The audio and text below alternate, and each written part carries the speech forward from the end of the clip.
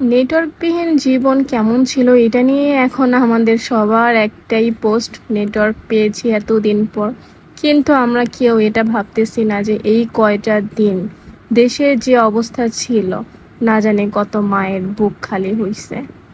আমি নিজের চোখে যুদ্ধ দেখেছি, নিজের চোখে দেখেছি রক্ত ঝরতে।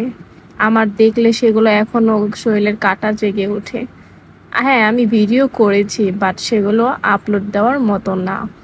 এগুলো আপলোড দিলে যেমন আমার প্রবলেম হবে, ঠিক তেমনি আমি যেই সমস্ত ভাইয়ারা আন্দোলনে ছিল তাদেরও প্রবলেম হবে। সো ওইসব ভিডিও আর আপলোড দিব না। আমার মতো এরকম ভয়াবহ যুদ্ধ হয়তো অনেকেই দেখেছেন। আসলে যুদ্ধের মতোই যুদ্ধ হয়েছিল, একদম গা শিউরে ওঠার মতোই যুদ্ধ গিয়েছে এই কয়েকটা দিন। খুবই কষ্ট হয় দিনগুলোর কথা ভাবলেই।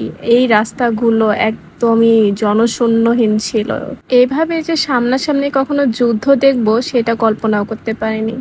যাই হোক, খুব টেনশনে ছিলাম, কারণ সুমাইয়ার শরীরের অবস্থা বেশ কয়েকদিন ধরেই খুব খারাপ ছিল। ওকে এর আগেও ডাক্তার দেখাইছি, কিন্তু ওর পরীক্ষা নিরীক্ষাগুলো আর করা হয়নি। আন্দোলনের জন্য ভয়ে আমিও আর ওকে আসতে বলি নাই, আর কেউই তো বের হতেই পারেনি।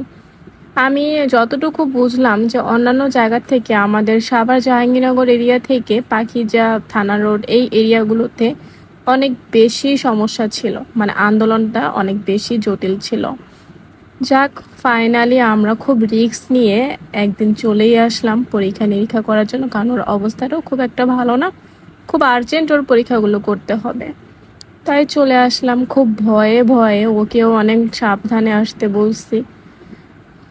আপনাদের অনেকেরই মধ্যে দেখতেছি যে আপনারা আন্দোলনরত বিভিন্ন ফুটেজগুলো এখন ভিডিও আপলোড করতেছেন। দয়া করে এগুলো করবেন না, হয়তো আপনার সমস্যা হবে না, কিন্তু আপনি যাদের ভিডিও ফুটেজগুলো এখন সোশ্যাল মিডিয়া আনতেছেন, হয়তো সেই ভাইয়াদের আপুদের ক্ষতি হতে পারে।